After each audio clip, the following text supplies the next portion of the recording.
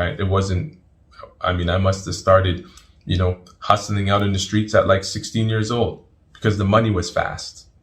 Like I hung out with people that like, they were willing to do whatever, by any means necessary, harm whatever, down to murder. So he starts to hit me. And I mean, even here, I still have the perfect 9mm mark on my forehead, like perfect circle. Right there. He hits me here. He hits me on the back of my head. The blood starts pouring out. My brothers are there, but they're furious, but there's really nothing we could do because any type of reaction, people start shooting in the house. And we get in the car. We're about to pull off. And all of a sudden, out of nowhere, we see like special forces like come out of nowhere. Freeze! Get out the car. Take one. Like I'm literally doing the one hand out the car, one hand out the window, open the thing, like ATF, AK-47s all around me, pointing at me, and I'm like, oh my God, what's going on? They come, they arrest me, they tell me you are under arrest for attempted murder. That was a moment where like I didn't even see death coming. Like I didn't see it coming. I never did any hustle or anything after that day. I just stopped. And then I ended up accepting Islam. And then he told me like, the Quran says every soul shall taste death. And that just like, it hit me. No, I went to India first. My whole thing was protect my wife. That was my whole, like my focus was completely focused on that. I have to make sure that my wife is okay. Anyways, what happened is we stayed in a hotel. They poisoned us. We're in a Sikh hotel. I got poisoned in India. Poisoned so bad, like I couldn't feel the half side of my body. And the madrasa kept telling us, be careful of the Sikhs. Be careful of the Sikhs. So we go to the hospital. We go to the hospital. I'm telling my friend, okay, we're going to go to the hospital. So I get to the hospital. They put us in a room. They say, okay, you guys have to, you better stay here because something can happen to you, like maybe heart attack or something. So we stay in the room. The next morning I get up to leave and the door is locked. The door to come out of my medical room is locked. I was in the phone booth that day. I had my pager on, my beeper, because we sit inside the phone booth and we just wait for somebody to call. We make the phone call and then we go make a hustle. So he pulls up to me and he's like, the Quran says every soul shall taste death. And that just like, it hit me.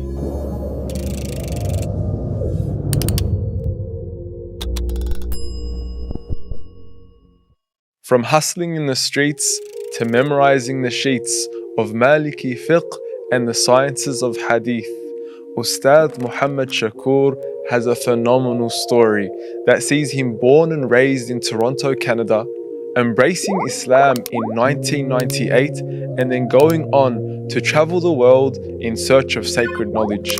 Ustad Muhammad Shakur, currently in Taiwan. Assalamu alaikum wa rahmatullahi wa barakatuh. Alaikum salam. How are you? MashaAllah. Alhamdulillah. Look, if we can just probably go back there to 1996 as a young African Canadian man, what was life like growing up in the streets of Toronto back then? Take us back to 1996. I mean, it was tough. I mean, I grew up, my mother and father, were married. I grew up with a father in the house. We didn't necessarily grow up in a bad circumstance or like a bad neighborhood. We had a neighborhood that was neighboring us that was bad, right? In our neighborhood, it was, there was a little bit of trouble there, but across the street is where all the drugs and everything were selling. So when we grew up as kids, my father was a truck driver, my mother was a housewife. Everything was, fine, because my father being in the house was like, we were scared of our dad. Like we never ever wanted to get in trouble. But as we started to get older, like I have two older brothers who are also Muslims. They're both on Facebook as well. Maybe you've seen him, Abdul Noor Brooks. You would see him. He's the second oldest. And then my other brother is Sharif. He's the oldest. I'm the youngest. So as they started hitting 13 and 14, they started kind of finding themselves in, you know, more mischievous trouble. Then when they went to high school, it got worse. And then that kind of created a conflict in the house because my father was really trying to discipline and kind of my mother was kind of like interfering, the soft spot. And then it ended up causing my mother and my father to separate. So my father left, right? He was around, but he wasn't in the house. He left. And I think that is kind of where we as, young kids growing up started to take advantage. We can get away with the things that we couldn't get away with when my father was around, right? So it meant now that my mother was going to work late nights, she was working a night shift. So from 11 o'clock at night to about 9 in the morning, we have the house to ourselves. So like our house is like on the block. So, our house just came, like, we used to call it like the dungeon. Everybody just used to come out there and hang out at nighttime. Like you come in front of my house at 11, 12 o'clock at night and you just see like a whole wolf pack in front of there. And then, 8 o'clock, we know that my mom's bus comes at 8:30. It is, by like 8:25, everybody just scatters out. So that's kind of where I would say, the beginning of trouble started to happen. And it's one of the reasons why you probably noticed lately that I emphasize a lot on marriage in the Muslim community, because it's not just about husband and wife. It's about family structure, because I personally witnessed from my own self the direction that I went to when my parents split. I guess the statistics speak for themselves, right? Like when we talk about an absent father, we've seen many reports, many studies that have come out and spoken about, a high level of incarceration, unemployment, dropping out of high school. I guess the struggle is real when a father's not there. So I guess, that definitely resonates with a lot of us. And yeah. And in places like America, that's created by design. That was something that after civil rights was created by design, very specifically to separate the women and the men in order to end up raising households where there was no father around. So I understand the importance of it, because I know for sure, like, we definitely took advantage of it, because once my father was gone, we could, and then the psychological, I would say the psychological stresses that come with that, like some of the anger that I would feel, but at that time couldn't really express it. Like my father being gone, but we were just becoming bad kids, right? So now that there was a time when I was young where I could have this sense of feeling that I was upset with my father, right? But as I got older, I was like, man, we were some bad kids. What it must have felt like to have a father raising 3 boys, who you put so much effort into, and then they just turn around and they just start acting, just crazy, and as I look older and I look back now and I'm like, yeah, like I realize like my dad tried his best to keep us, keep us focused. But, like when your parents keep telling you, don't go here, don't go there, don't go here, don't go, it creates the impulse, right? So we lived in a co-op and across from us was Metro Housing. So we lived in a co-op, and, you cross the street, it's Metro Housing. Metro Housing is like equivalent to like the projects, what you would say in the US. So that's where everything is going down in terms of, making fast money on the street corner, right? So when you go over there, you start seeing the fancy cars, you start seeing the gold chains, you start seeing, so it starts to look like, oh, okay, there's something interesting over here. So sooner or later, we end up getting caught up in that, right? It wasn't, I must have started, hustling out in the streets at like 16 years old because the money was fast, right? My father wasn't around, so I didn't have any curfew. I could do whatever I wanted, right? Because 11 o'clock at night till 9 o'clock in the morning, my mother's not home. Ya Allah. Can you identify a moment when change started to occur? Like when the light finally arrived? Is there a moment you can? I can identify a moment you see, I grew up with the consciousness of my mother. Like my mother was, she was a very practicing Christian. She just had a conscience, right? So anytime I was out in, out in the streets doing what everybody was doing, I knew that I was different.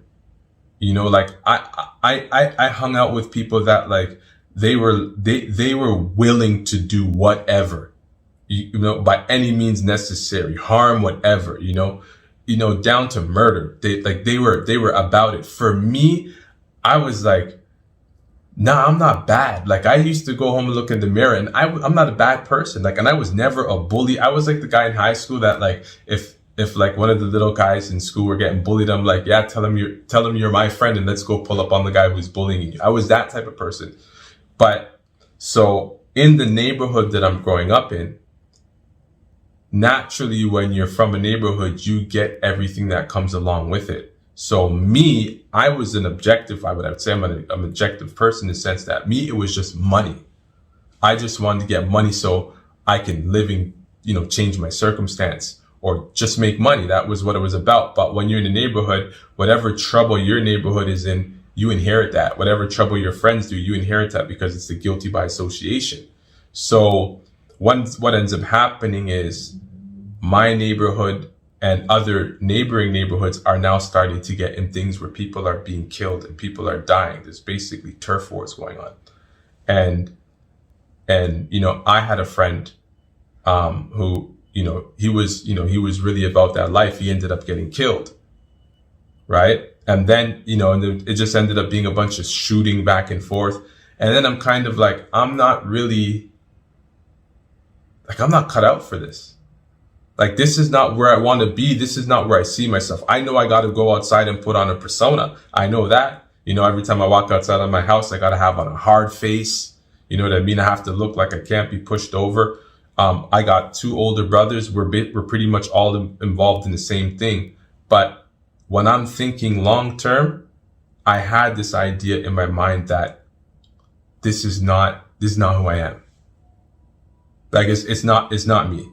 So I need to find a way to exit. So listening to Wu-Tang was really like an escape because it was like street music, but that thing that we don't want to do this forever. We're trying to get out.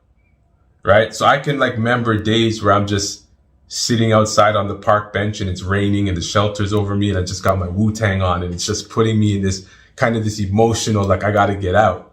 So I started rapping. Right. So we started, we started rapping. We figured like rap was the way out because that's all we knew. And I started to become more angry. Like I had this anger about society in me. Right. Like this whole thing of, the society trying to keep us down, society trying to keep us locked in. And that started to translate to a dislike for going to school. Right. This whole idea, because I'm sitting in class and they're talking about all these subjects and I'm like, y'all are not talking about life. Where's the class on life? So I'd just be at the back of the class writing rap, but it was a way for me to, express my, I guess you could say, express my angers or express my feelings. But, a time started to come where it's like, I really need to get out of here, especially after our friend ended up getting murdered. It's like, I can't do this no more. Right. So what was that moment? To be honest, I had a very real situation that happened to me. I had a person who was in my neighborhood. He was an older guy, right? But about that life. But one of those older guys in the neighborhood, like every neighborhood has one of those guys that, people would be like, yeah, we can't wait till he dies because he's like, meaning he's unpredictable. He'll do anything to anybody. He's the type of guy that would hang with you and then do something to you like right there spontaneously. And you'd be like, what are you doing? So, I'm young. I'm 16. I'm making good money. Let's just say that. I have my own car. I'm living on my own. And suddenly this guy approaches me and he literally looks at me. He literally comes to me and he's like, I need to use your car. I'm like, huh? Okay. What for? Like, I already know it's a problem. This is like the type of guy. I don't know if you ever seen like a movie like Friday. Like you could bring tantamount to like Debo. You know what I mean? Like like Debo type. You know what I mean? So I want to use your car. It's like, oh man, where is this going? So literally wants to use my car to do a drive-by. No lie. Like literally, and at this time, it's like, I'm kind of like laughing, like, oh man, come on, man. Like, you gotta be kidding me, man. Like, I could get it. Come on, man. Like, seriously. And I'm not paying attention to him, right? But he came with one of his little friends. So I guess he had like a persona to keep up. So I know the guy. Like, I didn't even think nothing of it. At that time, I think I was playing like Mario Kart or something. And he comes in and he's talking to me. Oh man, I can't give you my card. So he walks out of the door, and then he walks back in the door, and he has a 9mm in his hand. And I'm just like, oh man, like this guy will shoot. That's what I'm saying. Like he's loose like that. So I'm thinking to myself like, oh man. So he pulls out the 9 and he starts poking me in my stomach. Like at that point, I feel like I'm probably weigh like 10 pounds. My whole stomach, I feel like I'm on a roller coaster. So he starts to hit me. And I mean, even here, I still have the perfect 9mm mark on my forehead, like perfect circle. Right there. He hits me here. He hits me on the back of my head. The blood starts pouring out. My brothers are there, but they're furious. But there's really nothing we could do because any type of reaction, will people start shooting in the house and stuff. So, I just toss him the keys. You know what I mean? Like I just toss him the keys. Like take the keys, just go. So they take the keys. I don't know anything that happens. Next day I go out to my neighborhood. I see my car is parked there. So I'm like, okay, my car is parked there. It's parked in front of somebody's house that we know. So we general culture, look inside the mailbox. Maybe you'll find your keys there. Look inside the mailbox. My keys are there. I open my car, me and my brother. We get in the car. We're about to pull off. And all of a sudden, out of nowhere, we see like special forces like come out of nowhere. Freeze! Get out the car. Take one. Like I'm literally doing the one hand out the car, one hand out the window, open the thing, like ATF, AK-47s all around me, pointing at me, and I'm like, oh my God, what's going on? They come, they arrest me, they tell me, you are under arrest for attempted murder. That's what, and I'm just like, what? I'm like, what? No. But I always look at everything like Allah's hikmah. The hit that got here, it was so hard that the white circle was flesh, and anything within the circle was elevated because of the blow. So like literally, it's like that sticking out of my head with flesh. Perfect circle 9mm. I told him, so I'm like, no, I got jacked from my car last night. I'm like, look at me like I'm carjacked, right? Look at my head. So they knew that I didn't do anything, but they also knew that I knew who did it, right? But technically, like, the culture in that lifestyle, you don't know anything. So they're like, they're showing me a line of pictures. I'm saying, I don't know any of these people. I don't know anybody. And that is when it really struck me like when, if not now, then when, like it was life. That was a moment where like, I didn't even see death coming. Like I didn't see it coming. Right? I never in my life would have thought that I would be, getting arrested spontaneously out of nowhere for like attempted murder, something I never even did. And so that right there for me was like, I'm done. I'm finished. Like it's over. I'm done. I never did any hustle or anything after that day. I just stopped. I'm tired. And then, I ended up accepting Islam, and then I used to just frequent the mosque up until, 9/11 happened. And then I was staying in the mosque for a while because they wanted us to do security. So life kind of went from there. So can you identify a person who ultimately drove you to Islam? Was there a single person you can identify? I would say the reason for, well, introduction to Islam, it was my older brother, because the man who gave all of us dawah, the first point of contact that man had, I'll tell you about him in a minute. His name is Abdul Azim. He was like our Malcolm X. I always like, that's kind, because that's the kind of talk that he gave us.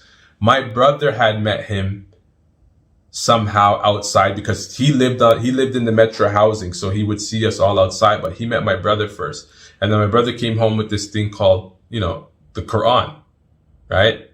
And I remember my brother always used to keep it wrapped in like the Palestinian scarf, right? Because it was still like, you have to keep it pure. It was an English translation. And my brother was always an avid reader. Like, even when we were young, he used to read novels. Like that habit he got from my mother. I never really used to like to read that much. Either did my other brother. But so my brother would just come home and he'd be like, yeah, look what this Quran is saying. Look what this Quran is. At first I was kind of like, all right, let me look at that. I'll dabble in it. But as my brother started to come home more, I started to realize, like, yeah, okay, this is interesting. And then my brother took his Shahada, right? Now, the funny thing is, I'm at the point where I already kind of believe in Islam, but I'm like saying to myself, oh, I gotta wait till I'm 100% pure. Not yet, not till I'm like 100% pure. So I'm literally in school giving people dawah, telling them about Islam and stuff like that. Meanwhile, I'm not even a Muslim. I can specifically remember, now that I think back, there was a Somali girl, very conservative, nice Somali sister who used to be in my class. She sat at the front of the class. She never spoke to anybody. She did her work and she would leave. I'm at the back of the class and I'm talking about Islam, and all I can see her, she's just doing this. Like, is this guy really talking? Like, she was confused. Like, and she never spoke to me ever. But I could see, like, her head, she would always turn back, like, when I would speak about Islam, because she was unsure, like, is this guy talking about Islam? So anyways, back to the point is, my brother had been accepting Islam. He used to go visit this brother named Abdul Azim, who lived in our neighborhood. Now, Abdul Azim is like what we call, like, he's like our Malcolm X. He was like our OG. He was a convert. Yeah, he was a convert. And like in the 70s, he also was going through like the 70s, like gangster era, right? He's from like the 70s, old school, right? So he could speak our language. So I remember that day when I was in the phone booth. So he knew who we were, because in the neighborhood, he would see us from distance all the time, right? So he definitely knew who I was. I was in the phone booth one day, and I had my pager on, my beeper, because we sit inside the phone booth and we just wait for somebody to call. We make the phone call and then we go make a hustle. So I'm just sitting in the phone booth and he comes walking by. I think it's him, but I'm not too sure. So he pulls up to me and he's like, yeah, like, I know you got to do what you got to do, son. Like, but you still have a chance. And then he told me, like, the Quran says every soul shall taste death. And that just, like, it hit me. Like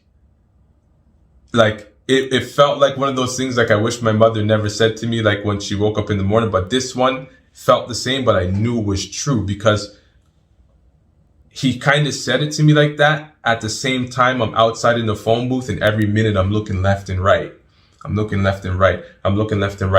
One, I got to look out for, if police are coming. And number two, if somebody from another neighborhood is driving by our neighborhood, I get caught out on what we call, like, the front page, the main intersection. I'm like sitting there, like, sitting duck. So I'm constantly living with this, looking left and right. And then he just strolls up and he says it to me.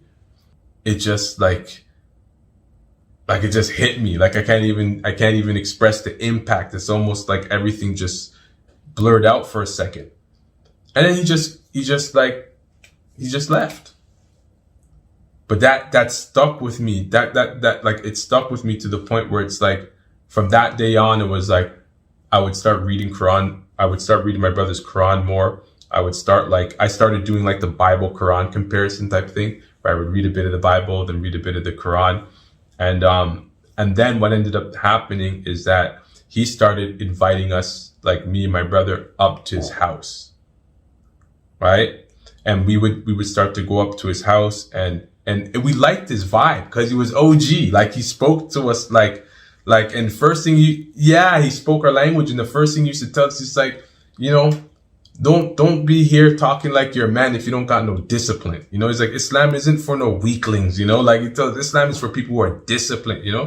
You have to wake up in the morning, because he has a Guyanese accent. You have to wake up in the morning, you have to wash yourself, you know. Prepare yourself for Allah. You know what you're preparing yourself for? You have to prepare proper, must be neat, nice. You know, that's the way he used to talk to us. So we used to call his apartment like the love shack, because he was married to a traditional Ethiopian woman. So when you walk inside of his house, you go to the dining room area, there's no tables. It's like the carpet and the nice pillows around. For us, it was like walking into like an Aladdin setting or something like that, you know, with the bead drapes coming down the kitchen, the incense burning. It was like, I give these examples. What it was for me, what it really felt like for me was like, you know, there's a scene in Matrix where he walks into the house of the Oracle. Like, it's a beat up apartment, and he walks into the house of the Oracle, and it's totally different. So it's kind of like when I stepped into his house, it was like a totally different world that we were entering.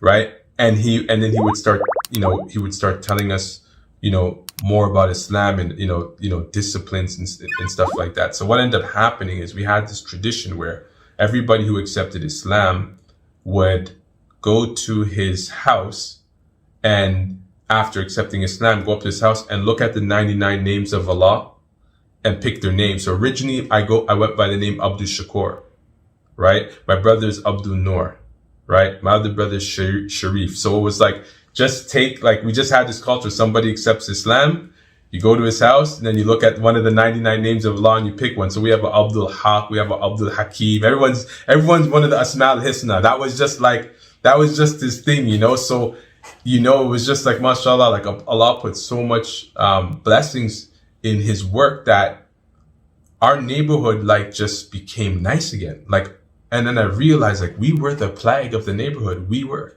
When all of us accepted Islam, it's like the grass started growing again. There was no more crime in the neighborhood. It became a nice neyborhood again. SubhanAllah, the da'wah of this one man, Abdul Azim. Yeah, Abdul Azim. Yeah, mashallah. He was, you know, really real down to earth with us. And that is kind of like where that's part of the influence where Be That Basic Muslim came from. Because, you know, like throughout my studies in Egypt, right, I was very technical. Like I hit a zone where I was very mentally technical. And when I was writing things that I was publishing to the public, it just came across as just like, you know, I was writing about things like protocols of fatwa, isnad and stuff like that, you know, what's correct and what's incorrect. And then as I got older, I'm looking and I'm like, common people don't really need all this. We need to get back to brass tacks, because the average person goes to work from 9 to 5. That's what his life cycle is. What can he do within that time to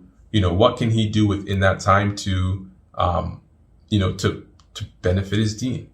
And from what I see with all the complexities going on, I'm like, just keep it simple, right?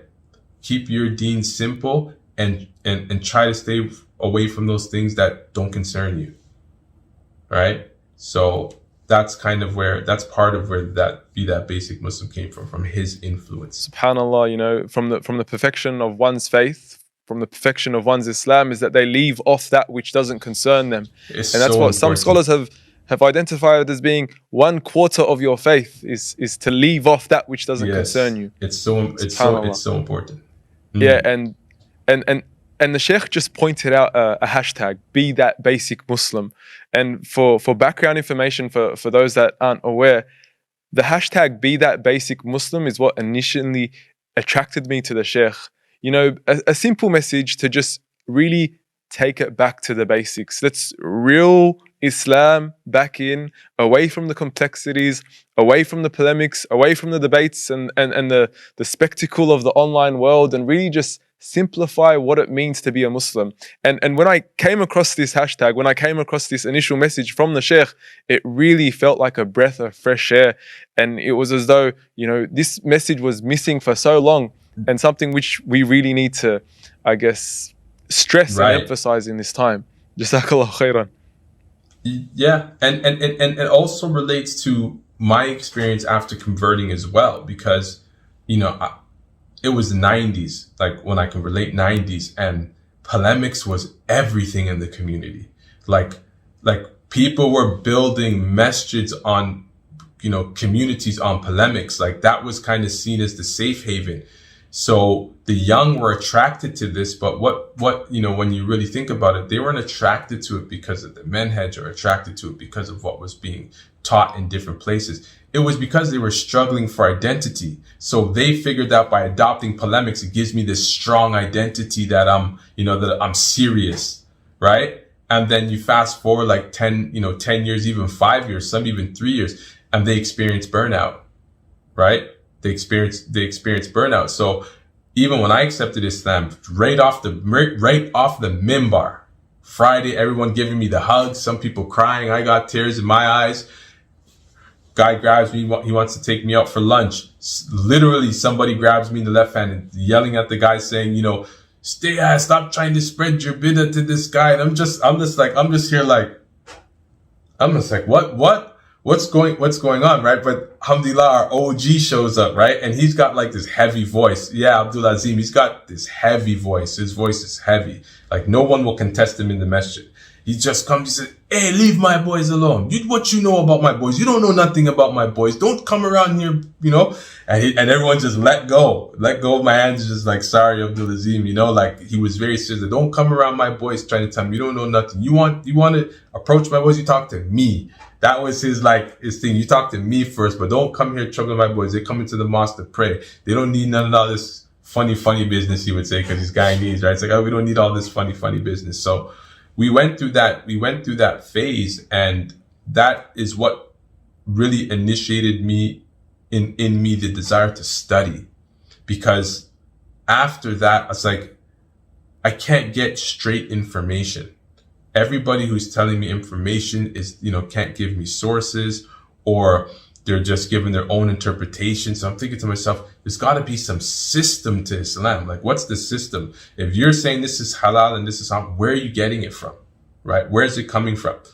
So it's like, I need to learn Arabic. So you went to Egypt, am I correct, first? You went to Egypt first? No. I went to India first. Yeah, no, it's interesting because at that time, I generally grew, the masjid that I grew up in was generally an Indo-Pak masjid. So, after a while, I started to like, okay, I just want to learn a madhab, right? I like the systematicness of the madhab, so I'm going to learn Hanafi fiqh. So I started learning Hanafi fiqh, and I had one teacher. So originally I was going to go to Pakistan. That was originally what I was going, what I decided to do. But my wife being Taiwanese, she couldn't get into Pakistan because Pakistan has diplomatic ties with China. So they don't recognize Taiwan, so we couldn't go to Pakistan.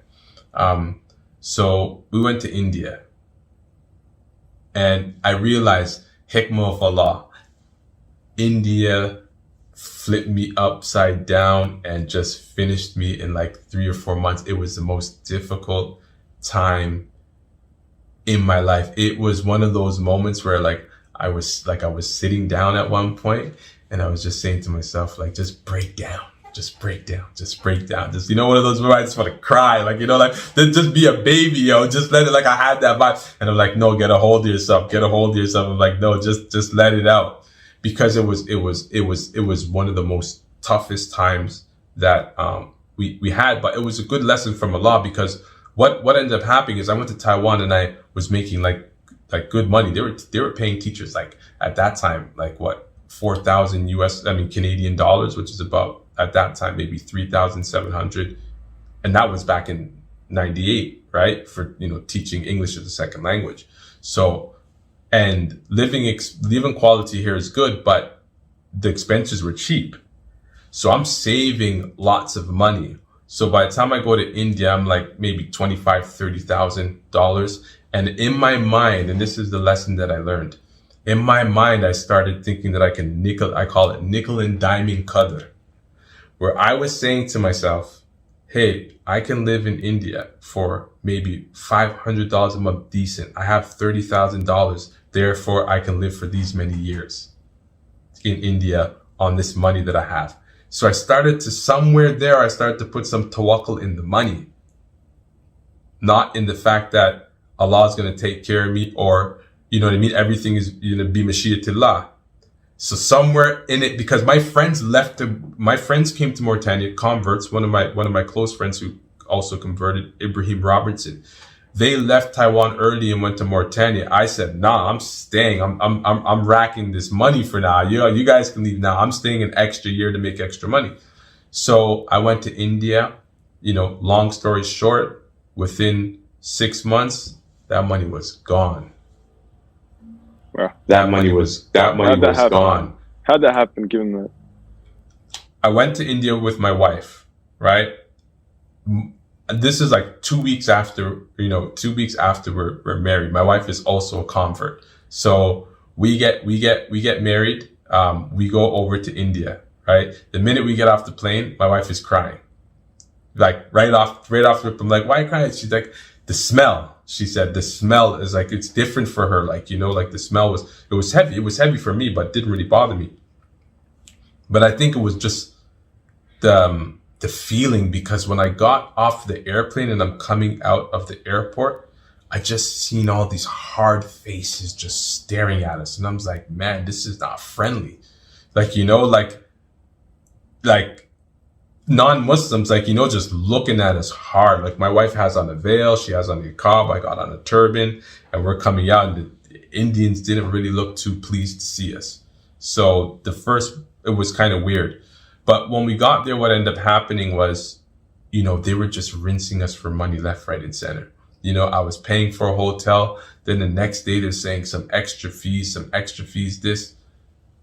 So we pay that. So taking advantage of me, right? But the only reason why I felt like it was possible is because India is the only country I've been in until this day where I had culture shock. I've never had culture shock. Even when I went to Mauritania, no culture shock. But Indian culture is very strong. So strong like that I felt there was nothing around me I could relate to other than seeing Coca-Cola signs. Nothing. So I was very cautious because I couldn't read the people around me. Like I couldn't tell who had bad intent from who had good intent. Like I was totally disconnected from the culture. I couldn't sense anything, which made me feel vulnerable. So my whole thing was protect my wife. That was my whole, like my focus was completely focused on that. I have to make sure that my wife is okay. So what ends up happening is we go from Delhi all the way to Uttar Pradesh, right? And that's where Saharanpur Madrasa is, Mazharatul Ulum or something like that. We get there. Anyways, what happened is we stayed in a hotel. They poisoned us. We're in a Sikh hotel. I got poisoned in India. Poisoned so bad, like I couldn't feel the half side of my body. And the madrasa kept telling us, I thought maybe it was just kind of like some little bit of religious conflict. They kept saying it, be careful of the Sikhs, be careful of the Sikhs. I'm like, okay, guys, I get it. Like, I got to be careful, period here, right? Because they knew that I was staying in this hotel. So I order food and I'm in the hotel, right? I'm ordering like non-meat meals. So they send me rice. So I'm eating. And then all of a sudden, I'm like, telling my wife, it's like, I can't feel my fingers. And my wife is like, she's getting paranoid. She's like, what do you mean you can't feel your fingers? I'm like, I can't feel my fingers. And I'm like, 2 minutes later, I'm like, I can't feel my hands. And then I start breathing, and I'm like, I don't feel right. I don't feel right. I don't feel right. And all of a sudden, like, I can't feel nothing in my whole left side, right? And weird, like after 10 minutes, my rice starts turning like green, right? Then all of a sudden I get a call from my friend downstairs in his hotel room. And when I pick up the phone, all I hear is, "Ugh!" Like he's throwing up so hard that it's pushing him from the laying position to sitting position. That's how hard it is. So right away, I'm like, yo, they poisoned us. Like, it's poison. So we go to the hospital. We go to the hospital. I'm telling my friend, okay, we're going to go to the hospital. No needles and no pills. All I want is something that's like Tylenol or Benadryl. We're not taking anything. So I get to the hospital. They put us in a room. First thing they tell us, oh, you're going to need all these needles. You have this high fever, because I got this fever out of nowhere. I was like 49, 50 fever. And so after that, they say, okay, you guys have to, you better stay here because something can happen to you, like maybe heart attack or something. So we stay in the room. My friend stays in another room. Me and my wife stay in another medical room. And the next morning I get up to leave and the door is locked. The door to come out of my medical room is locked. Right there, like ghetto just kicked in again. Like I started banging on the door. I said, yo, open the door. Right? The guy comes in, he's like, what's wrong? I'm like, why is the door locked? He's just like, it's like procedure. And I told him, like, look, I just hit the point where I was like, look, I just think it's best if you just get out of my way and let me go, because I'm going to black out, because I'm feeling really insecure now. And I know, like, I'm not even in my country. And my main concern is I got my wife. So I'm like in tiger mode. So they're like, the reason why they locked us in the room is because they wanted to give us a medical bill and not let us leave until we paid it. So the medical bill was like ridiculous. It was like in India, it was ridiculous. It was like $1,000, right? Just for that night. I mean, if I was by myself, I would have fought the whole hospital. I wouldn't have paid it, right? But I was just like, okay, let me just pay it. My wife paid $1,000, gone. Get back to the hotel. They're like, you guys have to leave.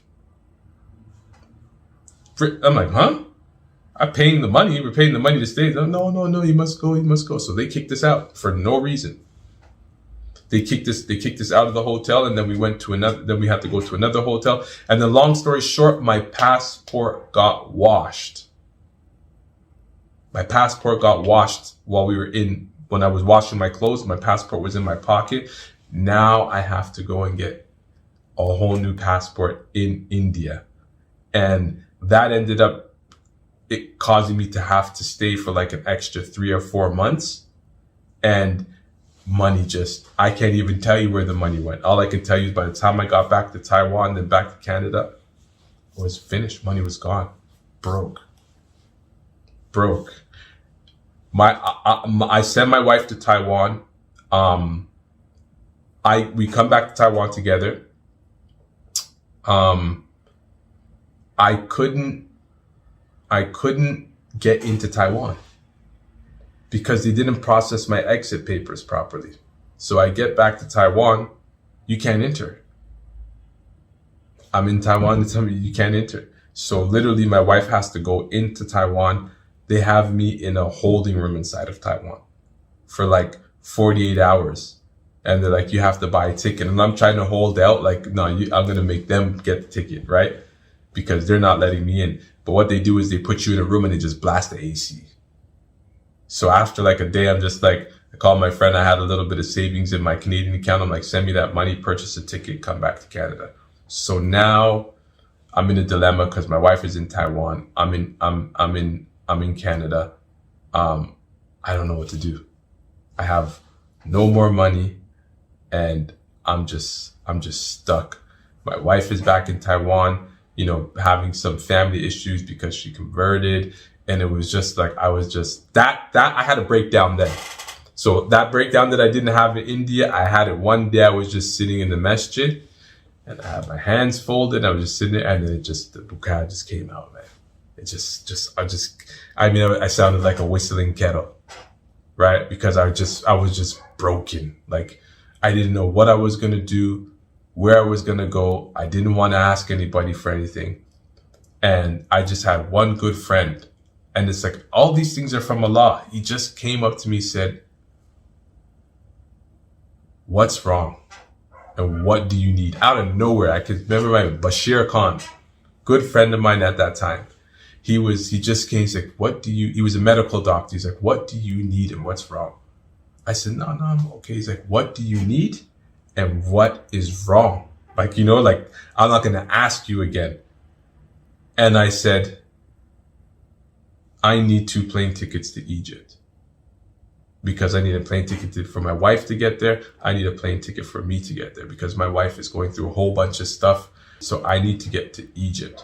So it turned out that, like, when I left Canada, I never left. I left with the niyyah of hijrah. I never had this idea of going to seek knowledge to come back.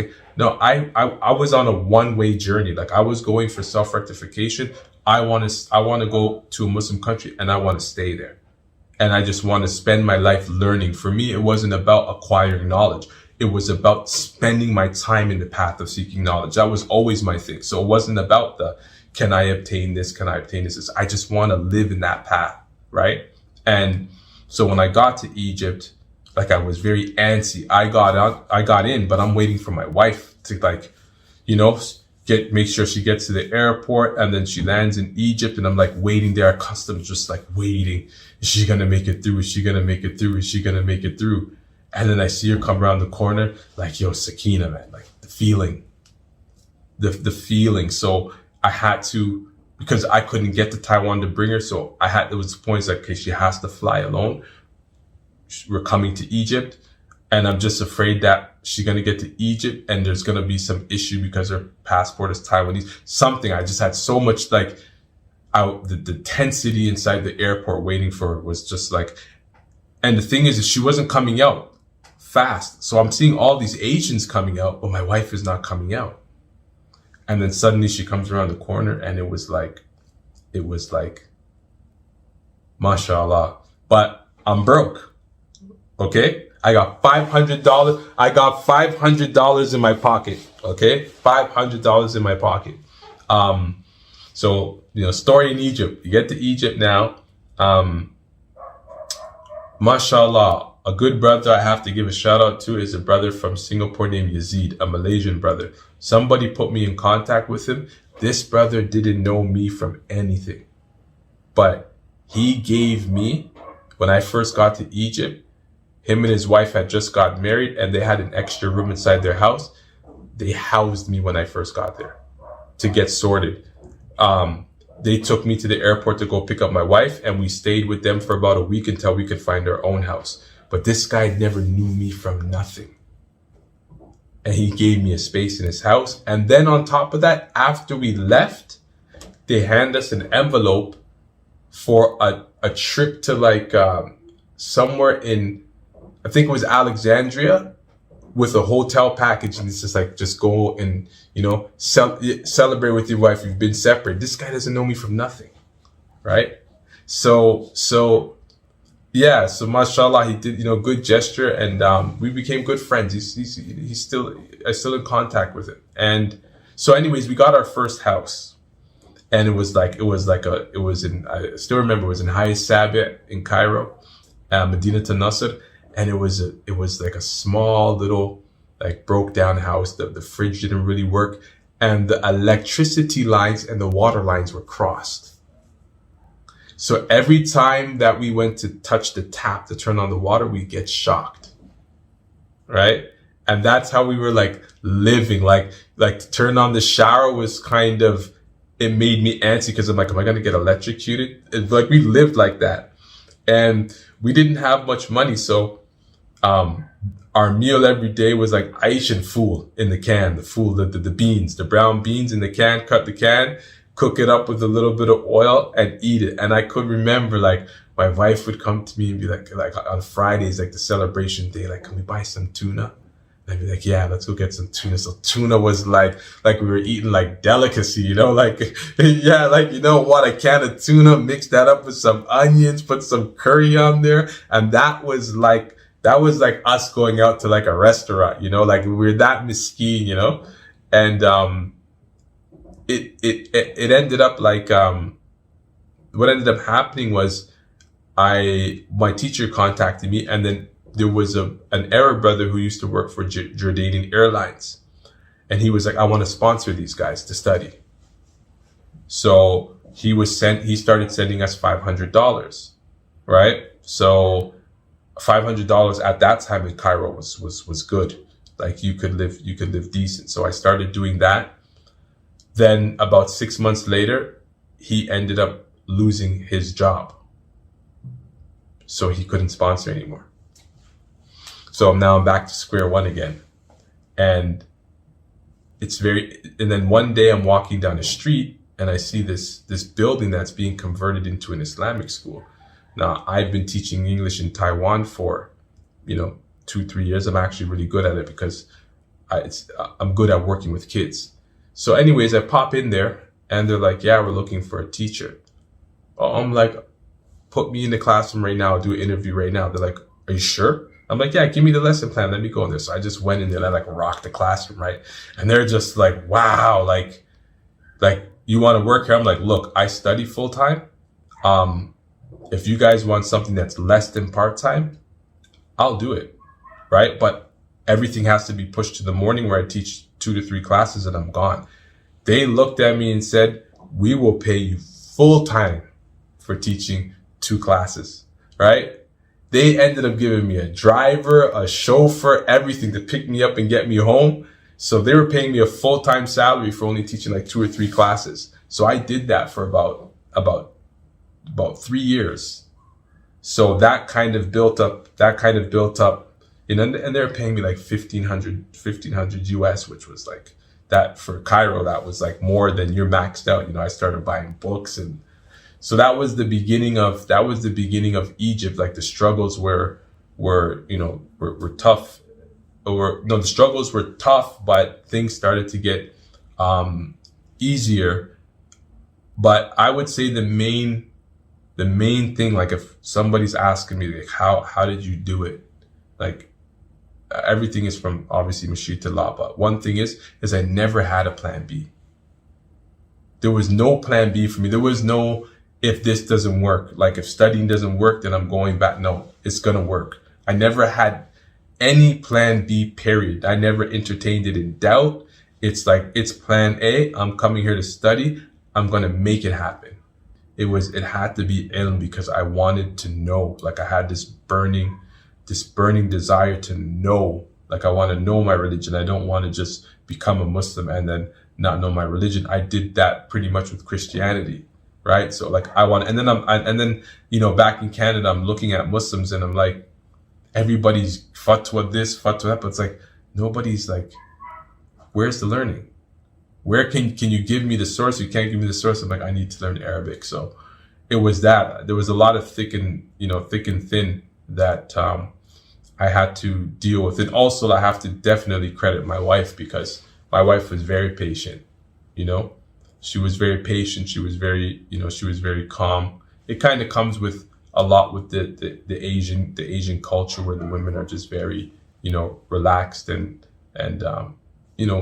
calm. They don't have much demands and we stuck through it. My wife ended up learning Arabic. She also learned Quran. So it was a win-win situation. Subhanallah, throughout your entire story, there's one ayah that's just ringing in my head. The ayah, وَمَنْ يُهَاجِرْ فِي سَبِيلِ اللَّهِ يَجِدْ فِي الْأَرْضِ مُرَاغَمًا كَثِيرًا وَسَعًا. Yeah. Whoever emigrates in the cause of Allah, he will find plentiful resources and he will find safe havens. Subhanallah. It's like Allah's looking after you. It was interesting because I look at everything as like a hikmah because India, by the time I left India and came to Cairo was like a palace to me. Like when I got to Cairo, it was like, mashallah, Cairo was nice. Like Cairo was easy in regards to like, because I didn't feel culture shocked because there was a lot of foreigners around. It wasn't hard for me. It was almost like, I'm like, yeah, I used to tell my friends like, yo, Egypt is like Canada, man. And then they would come visit me and they're like, man, you're disconnected. This is not like Canada. I'm like, yeah, man, everything is nice. The water here is nice. And they're like, bro, you are disconnected, bro. Don't do it. It's not like Canada. I'm like, no, man, everything's nice. You can get your Mars bars. You can get a Snickers here. There's nothing you can, I mean, everything is here, you know? And it's just like, man, you're disconnected. So I loved Cairo, man. Cairo is a piece of me. I was there for 9 years of my life. So, Subhanallah. And you ended your studies in South Africa, am I correct? yeah, South Africa. because in Cairo, 9 years, I was studying a lot, mostly fiqh, usul, fiqh, mostly fiqh stuff. And I woke up one day and I was just like, cup is full. Because I was starting to feel like I studied fiqh so much, but I was like, I'm disconnected from the sunnah. There's something that's not putting too much life in my fiqh. Like studying usul, yes, but hadith are coming in the books and I'm not connected. There's a disconnect. So it's like, I got to study hadith. So Cairo doesn't really have anywhere that really has like a fixed minhaj like you get in like Darul Uloom madrasas. That's not even up for debate, right? They have a long system of studying hadith. The reason why I didn't want to go to South Africa, I was like, man, I'm not trying to study in English, like I'm not trying to study, I want to study in Arabic. So anyways, I woke up, I contacted my friend Mufti Hussein, and he's like, yeah, come to South Africa. And he's a book merchant. See, like Allah just made everything easy. Like Allah facilitated everything for me. I had, at that time, my book collection was about half a ton. So I had a huge book collection. So if I'm moving to South Africa, I still need to sort out my books because I'm not leaving my books. I call Mufti Hussein to kind of ask him like, yeah, what do you think about South Africa? He's like, just come. And I'm like, and I also got to deal with my books. He's like, hey, I'm actually sending out my shipment next week. If you can hurry up and pack up your boxes in the next 3 days, I'll send them to South Africa for you. Right? So I literally just go pack up my books. I got, he arranged for some guy to come pick them up and they were already on their way to South Africa. I tell my wife, we're going to South Africa. That's like overnight. And then,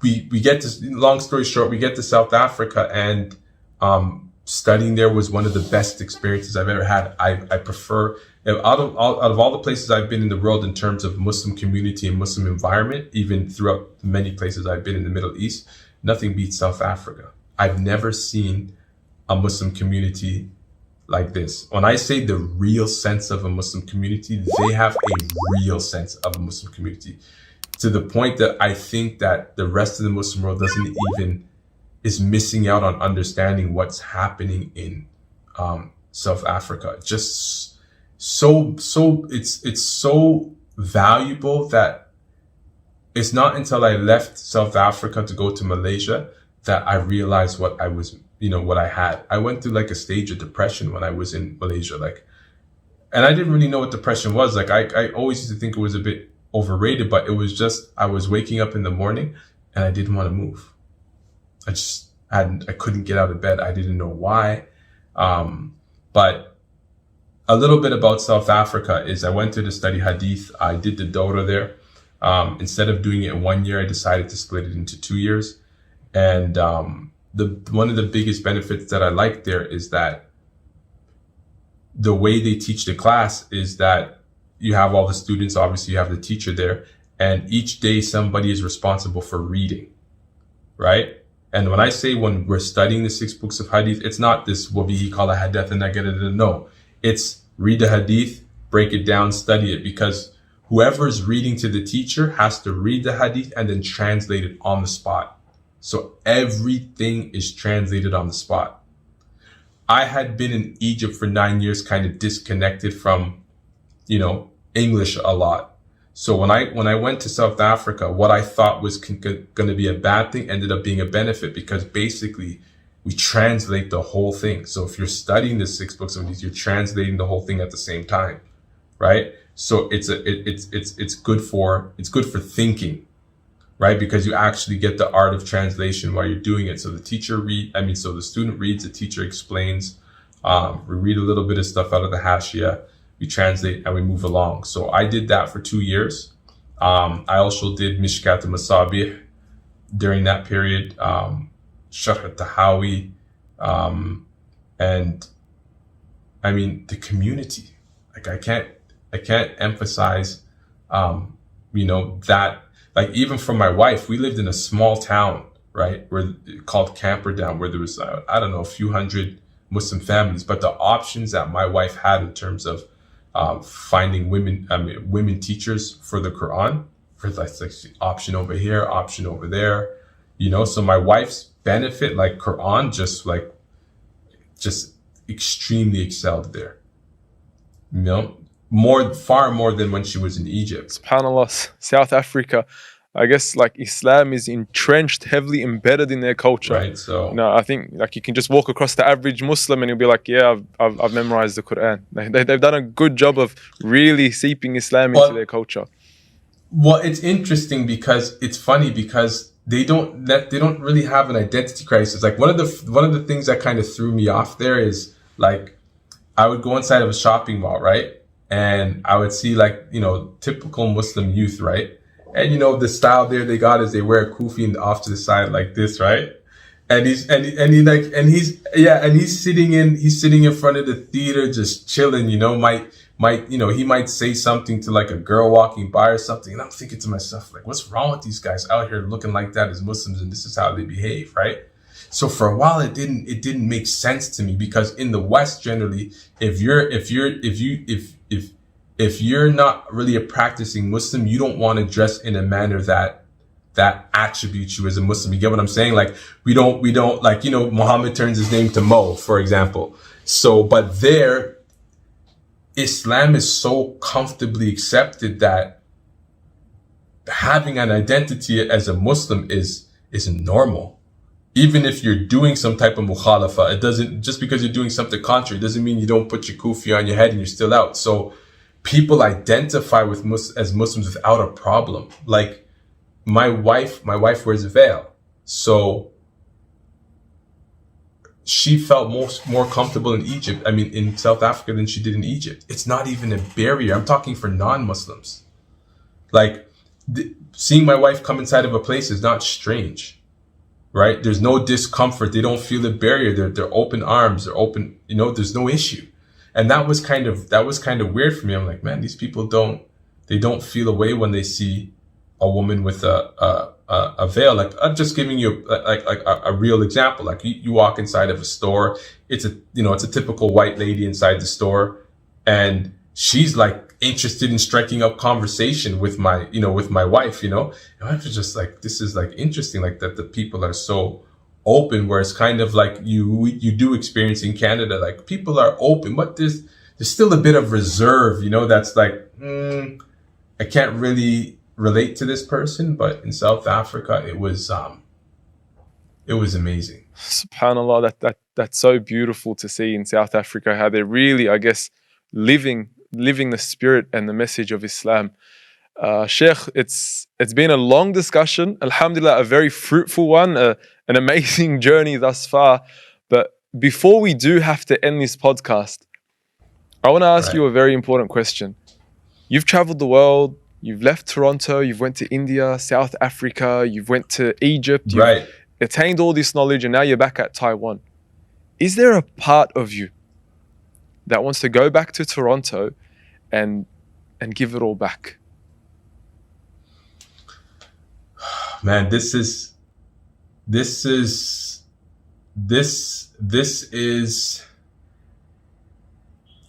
one of the most difficult times, I would say, I guess, because of COVID and the pandemic and stuff like that, where I have so many mixed emotions. There's such a big part of me that wants to go back on the ground, and it's just got mixed emotion. But I miss the city, I miss the people there, and I feel like at this point right now, I kind of feel like a resource that's untapped. That's how I feel. Like there's so much things that I can do going back on the ground.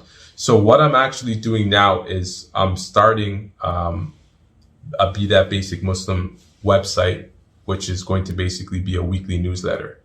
And I hope to build that up And then maybe I'm thinking of in a year or a year or two, maybe even next year, I might just pack up and go back to Toronto because that's what I want to do. SubhanAllah, Jazakallah khairan, Ustad. It's been a wild journey, if I could describe it like that. But throughout your journey, I guess there's a constant theme, and that is Allah subhanahu wa ta'ala, He has sunan, He has ways, He has a pattern of dealing with people, essentially to bring them back to Him.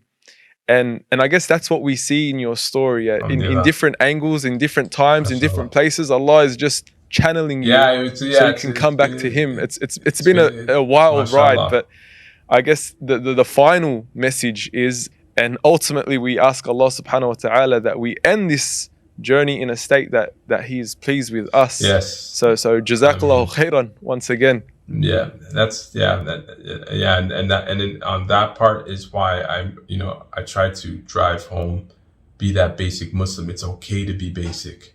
The more you add complexity to your life, the more you're setting yourself up to open up avenues that you don't need to open up. So just everybody has a zeal to be great people, but in my time, in this time, I feel like in a world that's so dark, if you just have that candle, you're blessed. You don't need a big light. If in a world that's so dark, if you just hold your candle enough to light up around you and move, is great. You should consider yourself great, because what I usually do is, there's some days where I just walk around and I'm like, just look outside. How many people haven't been given hidayah? And Allah's giving you hidayah. You could just walk outside and see it. You walk outside in Australia, you walk outside and you look at all these people 10 times better than me. But Allah just hasn't given them hidayah. So there's something to be grateful for, right? You can't miss that. So if you can fulfill your basics of your deen, focus on consistency. That's what's great. And add a little spice on top when you can, but focus more on consistency, the things that you can do. And you can be that basic Muslim from the beginning to the end, inshallah, until our last breath. Inshallah. Inshallah. Jazakallahu khairan, Ustad. Alhamdulillah, it was a pleasure. Thank you everyone for tuning in and for watching this episode. Leave us feedback down below, leave us comments, suggestions for future episodes. Don't forget to like, subscribe, and hit the bell for notifications. And until next time, Assalamu alaikum wa rahmatullahi wa barakatuh.